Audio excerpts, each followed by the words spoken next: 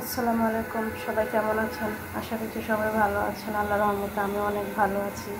তো অনেক দিন আগে 3টা লবস্টার আনছিলাম, একটা অলরেডি রান্না করে খেয়ে ফেলছি, ভিডিও করতে পারি নাই। তো বাকি 2টা ফ্রিজে ছিল। সামনে যেহেতু কোরবানির, তাই ভাবলাম ফ্রিজটাও খালি করতে হবে, আর মাছগুলো অনেক দিন হয়ে গেছে, নষ্ট হয়ে যাবে। তো ভাবলাম এটার একটা ভিডিও করে আপনাদের সাথে শেয়ার করি। তো আমি এখন লবস্টারটা রান্না করব, আমি আমার মতো করে রান্না করব, তো আপনাদের সাথে শেয়ার করি, চলেন। তো আমি প্রথমে একটা পাতিলে কিছুটা তেল দিয়ে নিব।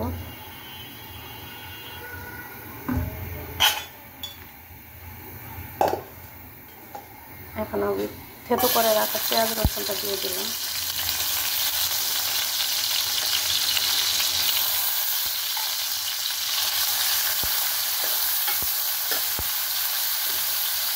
এটা আমি একটু লাল লাল করে ভেজে নেব। আমার পেঁয়াজটা ভাজা হয়ে গেছে। এখন আমি অল্প অল্প করে সব মশলাগুলো দিয়ে দিলাম। অল্প একটু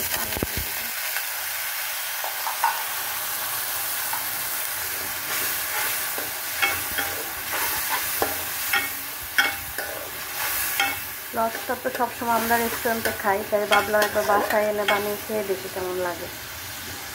আমি জানিও না লবস্টার কীভাবে রান্না করতে হয়, ফার্স্ট টাইম রান্না করতেছি।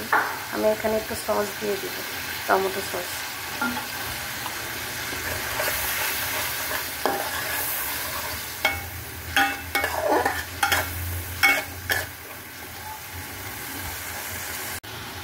আমার মশলা কষানো শেষ, এখন আমি লবস্টারটা দিয়ে দিব।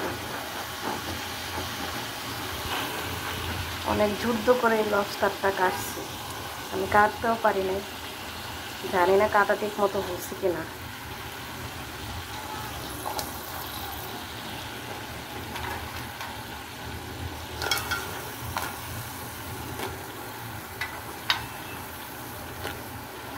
ডিমটাও দিয়ে দিলাম।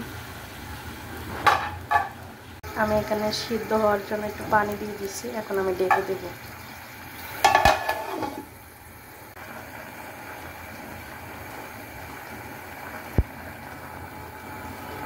এখন আমি এটাকে একটু উল্টায় দিব সিদ্ধ হওয়ার জন্য।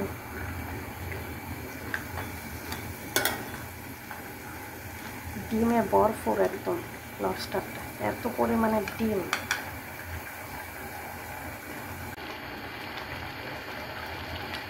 এখন আমি এটার মধ্যে 2টা কাঁচামরিচ ফালি দিয়ে দিব।